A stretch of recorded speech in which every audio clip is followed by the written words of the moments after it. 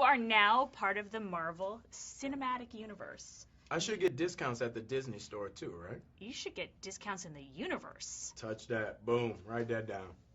So you're bringing this well-loved character from the comics to the screen. How do you feel about that and being a part of that?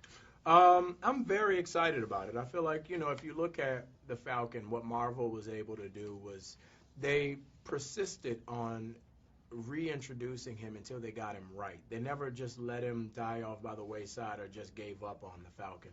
So I feel like, looking at the Captain America franchise and adding the Falcon into it, and it gives a completely different feel to it. So I'm excited to see what the third film brings. So I like to call you the Falcon because it's fun, but you do have a name in the film, Sam Wilson. Sam Wilson. So talk a little bit about Sam Wilson's friendship with Steve Rogers, who we also know as Captain America. What does their friendship bring to the film and to the backstory for Cap? Well, great question. I think the idea of their friendship brings a level of humanity to Captain America. Captain America is truly every person's superhero. There's always something about him that you can relate to. He's not a rich kid who's out there fawning over some girl or upset because he's afforded all the luxuries of the world. He's a guy that's trying to find his way just like we all are. And if you look at Sam and Steve's relationship, it's built out of a mutual respect. They've both had huge gains in their life, but they both had huge disappointments and failures. And I think when you look at a superhero and see that they can fail as well, it brings you in and helps you to relate to them as a person.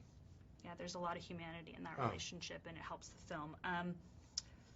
How did you train to be able to do all the bad stuff you did? A lot of cardio and chicken and salmon and tuna and asparagus and no rice or bread for 3 months. It was fun. It was very physically demanding. I didn't think it would be, but when I showed up and Chris's waist was that big and his shoulders was that big, I was like, oh, it's game time. So I'm a very competitive person, as well as Chris is. So we pushed each other to get in better and better shape. Yeah, both of you looked great, and I loved your look in the film. Tell us about the look of the Falcon and how that was conceptualized. Well, I wanted spandex. I was like, I've been working out. I want head to toe spandex. I want the red suit. I want all that. And that was shot down very quickly. But but the idea is the latest incarnation of Sam Wilson he was a military tactical expert. And they wanted to take that and evolve it a little and make him more of a soldier and a therapist for soldiers coming home. So his look was very tactical. It blended well with Steve Rogers' look because his suit changed as well. So it was kind of like a thumbs up or a ode to the soldiers coming home in the military that we're in now, as opposed to the old days. And it just looked cool. I thought so, right?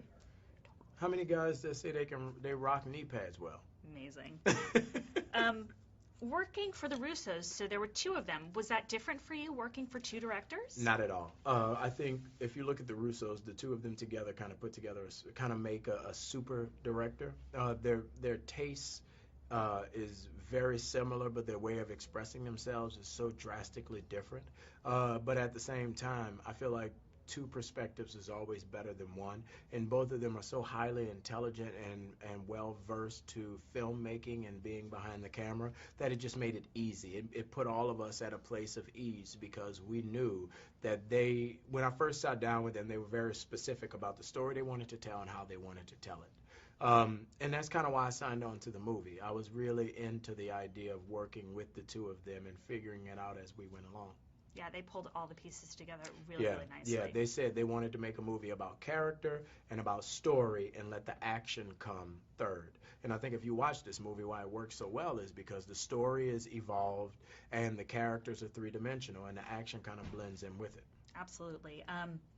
What do you think audiences can expect, and what do you hope they're going to take away?